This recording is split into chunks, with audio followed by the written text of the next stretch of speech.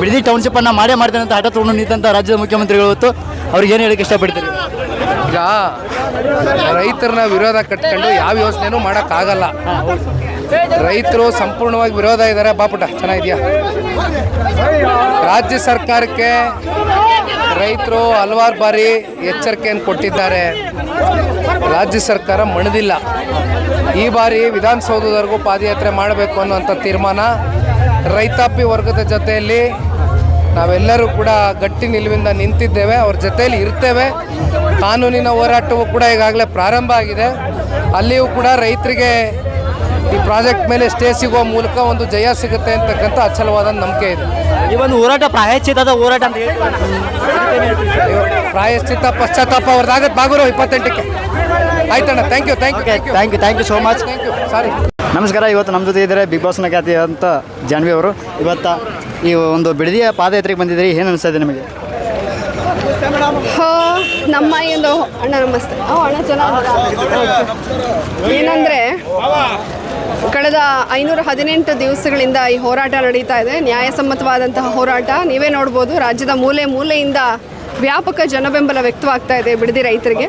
So ನಮ್ಮ ಈ ಹೋರಾಟಕ್ಕೆ ಜಯ ಸಿಕ್ಕೇ ಸಿಗುತ್ತೆ, ಯಾಕಂದರೆ ಇದೊಂದು ನ್ಯಾಯಸಮ್ಮತವಾದಂತಹ ಹೋರಾಟ ಅಂತ ನಾನು ಹೇಳ್ತೀನಿ. ಆಮೇಲೆ ಈ ಒಂದು ಹೋರಾಟ ಪ್ರಾಯಶ್ಚಿತ್ತದ ಹೋರಾಟ ಅಂತ ಹೇಳ್ತಿದ್ದಾರೆ, ಅದಕ್ಕೇನು ಹೇಳಿಕ್ಕೆ ಇಷ್ಟಪಡ್ತಾರೆ? ನೋಡಿ, ಅವರು ಬಾಯಿಗೆ ಬಂದ ಹಾಗೆ ಮಾತಾಡ್ತಾರೆ. ಅದು ಯಾವುದಕ್ಕೂ ಕೂಡ ಬೆಲೆ ಇಲ್ಲ. ಯಾಕಂದರೆ ಡಿ ಕೆ ಶಿವಕುಮಾರ್ ಅವರು ಇರ್ಬೋದು ಅಥವಾ ಬಾಲಕೃಷ್ಣ ಅವರು ಇರ್ಬೋದು, ಬಿಡದಿ ವಿಚಾರವಾಗಿ ಅವ್ರದ್ದು ತೆಗೆದುಕೊಂಡಿರುವಂತಹ ಧೋರಣೆ ಇಡೀ ರಾಜ್ಯ ನೋಡ್ತಾ ಇದೆ.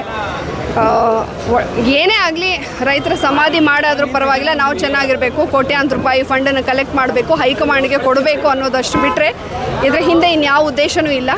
ಸೊ ಹಾಗಾಗಿ ಅವರ ಯಾವ ಹೇಳಿಕೆಗಳಿಗೂ ಕೂಡ ಬೆಲೆ ಇಲ್ಲ. ಅಂದರೆ ಅವರು ಈ ಒಂದು ಬಿಡದಿ ಟೌನ್ಶಿಪ್ಪನ್ನು ಮಾಡೇ ಮಾಡ್ತೀನಿ ಅಂತ ಹಠ ತೊಡ್ಕೊಂಡು ನಿಂತಾರ, ಅದಕ್ಕೆ ನೀವೇನು ಹೇಳಿಕೆ? ಮಾಡೋಕ್ಕೆ ಬಿಡಲ್ಲ ಅಂತ ನಾವು ಹಠ ತೊಡ್ಕೊಂಡು ನಿಂತಿದ್ದೀವಿ. ಅವ್ರದ್ದು ಕೆಟ್ಟ ಹಠ, ನಮ್ಮದು ಒಳ್ಳೆ ಹಠ. ಹಾಗಾಗಿ ಒಳ್ಳೆ ಹಠಕ್ಕೇ ಗೆಲುವು ಅನ್ನೋದು ನನ್ನ ನಂಬಿಕೆ. ಎಲ್ಲ ನಿಯಮಗಳನ್ನ ಗಾಳಿಗೆ ತೂರಿ, ಭೂಸ್ವಾಧೀನ ಪ್ರಕ್ರಿಯೆ ಎಲ್ಲ ನಿಯಮಗಳನ್ನು ಗಾಳಿಗೆ ತೂರಿ ಅನ್ಯಾಯವಾಗಿ ಈ ಒಂದು ಯೋಜನೆಯನ್ನು ಮಾಡೋದಕ್ಕೆ ರಾಜ್ಯ ಸರ್ಕಾರ ಹೊರಡ್ತಾ ಇರೋದು. ಹಾಗಾಗಿ ಅವ್ರು ಏನು ಮಾಡೋದಕ್ಕೆ ಹಠ ಮಾಡ್ತಾ ಇದ್ದಾರೋ ನಾವು ಅದನ್ನು ಬಿಡೋದಿಲ್ಲ ಅಂತ ಕೂಡ ನಾವು ಹಠಮಾರಿ ತಂದಂದನೇ ಹೇಳ್ತಾ ಇದ್ದೀವಿ. ಕುಮಾರಸ್ವಾಮಿ ಅವರು ಈ ಒಂದು ಹೋರಾಟ ಮಾಡ್ತಿರುವಂಥ ಈಗ ಕೊಟ್ಟಂಥ ಬೆಲೆಗಿಂತ ಜಾಸ್ತಿನೇ ಇವತ್ತು ನಾವು ಕೊಡ್ತಾ ಇದ್ದೀವಿ ಅಂತ ಹೇಳಿದ್ದಾರೆ, ಅದಕ್ಕೆ ಏನು ಹೇಳಿ ಇಷ್ಟಪಡ್ತಾರೆ? ಅದೇನೇ ಅವರು ಇವತ್ತಿನ ಸ್ಟೇಟ್ಮೆಂಟನ್ನು ಕೂಡ ನಾನು ಗಮನಿಸ್ತಾ ಇದ್ದೆ. ಹಿಂದಿನವರು 25 ಲಕ್ಷ ನಿಗದಿ ಮಾಡಿದರು, ನಾವು 2.5 ಲಕ್ಷನ ನಿಗದಿ $2.5 ಕೋಟಿನ ಮಾಡ್ತಾ ಇದ್ದೀವಿ. ನೀವು ಹೂ ಅಂತ ಅಂದರೆ 50-50 ಶೇರಲ್ಲಿ ಬೇಕಾದರೆ ಹೋಗೋಣ ಅಂಥೇಳಿ ದಿನಕ್ಕೊಂದು ಆಮಿಷವನ್ನು ರಾಜ್ಯ ಸರ್ಕಾರ ಒಡ್ಡುವಂಥ ಕೆಲಸ ಮಾಡ್ತಾ ಇದೆ. ಆದರೆ ಇದು ಯಾವುದಕ್ಕೂ ಕೂಡ ನಮ್ಮ ರೈತರು ಯಾವ ಒಂದು ಆಸೆ ಆಕಾಂಕ್ಷೆಗಳಿಗೆ ರೈತರು ಬಲಿಯಾಗೋದಿಲ್ಲ. ಯಾಕಂದರೆ ಅವರ ಜೀವನ ಇದರಲ್ಲಿದೆ. ಇವತ್ತು ಬರುವಂಥ ದುಡ್ಡಿಗೆ ತಮ್ಮ ಜಮೀನನ್ನು ಕಳ್ಕೊಂಡು ಅವ್ರು ಬೀದಿಗೆ ಬಿಡೋದಕ್ಕೆ ಯಾರೂ ಕೂಡ ರೆಡಿ ಇಲ್ಲ. ಹಾಗಾಗಿ ನಮ್ಮ ಈ ಹೋರಾಟ ಮುಂದುವರಿಯುತ್ತೆ. Okay, thank you madam. JDSನ ಏನು ವಿರೋಧ ಪಕ್ಷದ ನಾಯಕರಾಗಿರುವಂಥ ನಮ್ಮ ಸುರೇಶ್ ಬಾಬು ಅವರ ಜೊತೆ ಒಂದು 2 ನಿಮಿಷ ಅವ್ರನ್ನ ಮಾತಾಡ್ತಾ ಹೋಗ್ತೀನಿ. ಸರ್, ಈ ಒಂದು ಬಿಡದಿ ಪಾದಯಾತ್ರೆಗೆ ಬಂದಿದ್ದೀರಿ, ಒಂದು ಏನು ಅನಿಸ್ತಾ ಇದೆ? ಇವತ್ತು ಪಾದಯಾತ್ರೆ ಏನು ಬೈರಮಂಗಲದಿಂದ ನಡೀತಾ ಇದೆ. ಖಂಡಿತ ಇವತ್ತು ರೈತರ ಪರವಾದಂಥದ್ದು ಈ ಬಿಡದಿ ಟೌನ್ಶಿಪ್ನ ಬಿಡಬೇಕು ಅಂತಕ್ಕಂಥ ಒತ್ತಾಯದಲ್ಲಿ ಸುಮಾರು 500ಕ್ಕೂ ಹೆಚ್ಚು ದಿನಗಳಿಂದ ಈ ಹೋರಾಟ ನಡೀತಾ ಇದೆ. ಇದನ್ನು ಕೈ ಬಿಡೋರ್ಗೂ ಕೂಡ ನಮ್ಮ ಹೋರಾಟ ಇದ್ದೇ ಇದೆ ಅಂತಕ್ಕಂಥದ್ದನ್ನ ಹೇಳಲಿಕ್ಕೆ ಬಯಸ್ತೇನೆ. ಈ ಒಂದು ಹೋರಾಟ ಪ್ರಾಯಶ್ಚಿತ್ತದ ಹೋರಾಟ ಅಂತ ಹೇಳ್ತಿದ್ದಾರೆ, ಅದಕ್ಕೇನು ಹೇಳಿಕೆ?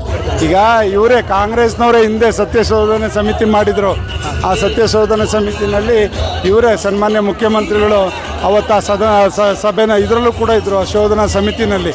ಅವತ್ತು ಈ ಹೋರಾಟವನ್ನು ಕೈ ಬಿಡಬೇಕು ಅಂತಕ್ಕಂಥದ್ದನ್ನ ಇವತ್ತು ಒತ್ತಾಯ ಮಾಡಿದಂಥವ್ರು ಇವತ್ತು ಯಾಕೆ ಸ್ವಾಮಿ ತಾವು ಇದನ್ನು ಅನುಷ್ಠಾನಕ್ಕೆ ತರಲಿಕ್ಕೆ ಹೊರಟಿದ್ದೀರಿ, ಯಾರಿಗೂ ಅನುಕೂಲ ಮಾಡಲಿಕ್ಕೆ ಹೊರಟಿದ್ದೀರಾ, ಅದರಿಂದ ರೈತರಿಗೆ ಈ ಥರ ಅನ್ಯಾಯ ಮಾಡಬಾರ್ದು ಅಂತ ಒತ್ತಾಯ ಮಾಡ್ತಾರೆ.